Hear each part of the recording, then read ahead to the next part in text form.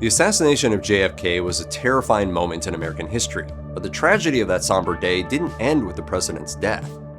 November 22, 1963 will go down as one of the most infamous days in American history. You know the story from here.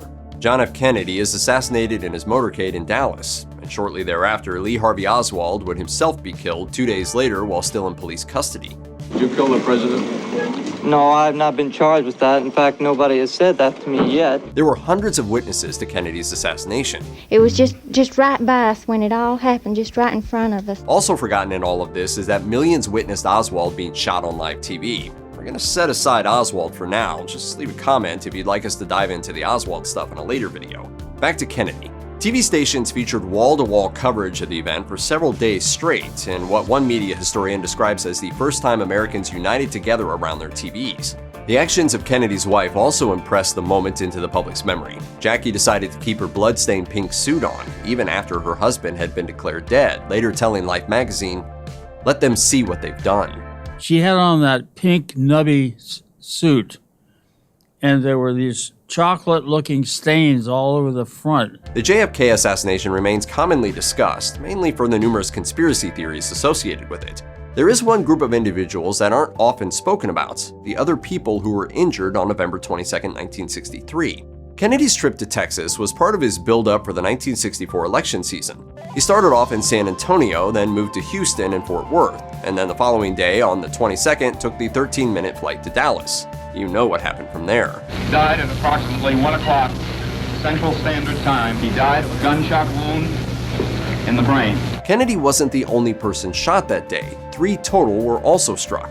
Riding in the car with the president and the first lady were John Connally, the governor of Texas, and his wife. Connally was hit by at least 1 bullet and sustained injuries in the back, wrist, chest, and leg, but he went on to survive the shooting. Connally finished his term and went on to win 2 more re-elections. He also served as Nixon's Secretary of the Treasury, flipped parties to Republican, and ran for the 1980 presidential nomination. He dropped out after 2 primaries and died in 1993. There was some effort by assassination enthusiasts to retrieve bullet fragments from his body, but the Connally family refused such requests. Other victims include a policeman named J.D. Tippit, who was shot by Lee Harvey Oswald shortly after the assassination. Tippit, who realized Oswald matched the description of a potential suspect, confronted him and was killed. Tippit's murder directly led to Oswald's capture and remains a focal point to conspiracy theorists as to how and why Oswald took the actions he did. There is one other person who is much less remembered from that fateful day.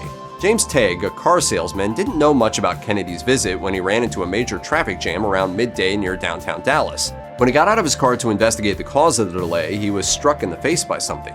Deputy Sheriff Buddy Walters said, "You have blood on your cheek." I reached up, and there was a couple drops of blood. That something turned out to be a piece of sidewalk that had splintered off the curb and had been launched into the air by a misdirected bullet. Tague later shared his story in front of the Warren Commission, who were officially charged with investigating the assassination. His testimony cast doubt over their initial theory that only 3 shots were fired, all of which hit individuals in the presidential limousine. Tague said he believed it was his testimony that inspired investigators to formulate their magic bullet theory. I didn't know I was changing history. I just knew it's probably important that there was a missed shot. Initially, Tague was willing to believe the commission's story, but over time he became more skeptical. So what really happened that day? Let's just for a moment speculate, shall we? Before his death in 2014, Tague became a JFK researcher who believed that Kennedy was killed by a hired assassin as part of a governmental conspiracy. He wrote multiple books about his theories, including the 2003 Truth Withheld, a survivor story, and 2013's LBJ and the Kennedy Killing.